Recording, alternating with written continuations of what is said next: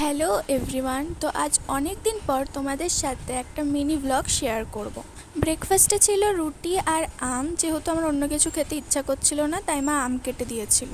এটা হলো শুক্রবারের দিনের মিনি ব্লগ। তো সেদিন মা মাংস করেছিল, তো 2 পিস কষা মাংসও খেয়ে নিলাম। সেদিন লাঞ্চে ছিল ভাত, চিংড়ি মাছের মালাইকারি আর চিকেন।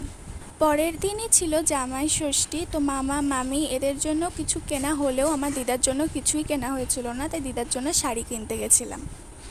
দোকানে তো গেছিলাম, তো সেখানে অনেক কটা শাড়ি পছন্দ হয়েছিল, কোনটা নেব বুঝতে পারছিলাম না। তো ফাইনালি একটা শাড়ি পছন্দ করে নিলাম। আর বাইরে গেছি, বাড়ির জন্য কিছু খাবার নিয়ে আসবো না তা তো হয় না, তো এটা নিয়ে এসেছিলাম। তো আমার ইচ্ছে আছে যে মামার বাড়ি গিয়ে সব কটা দিনের মিনি ব্লগ বানানোর, মানে যে কটা দিন আমি থাকতে পারবো সেখানে। তো তোমরা অবশ্যই সাপোর্ট করো, ভিডিওগুলো দেখো আর জানিও যে তোমাদের কেমন লাগলো। চলো তোমাদেরকে এক এক করে দেখাই যে আমরা কি কিনেছি।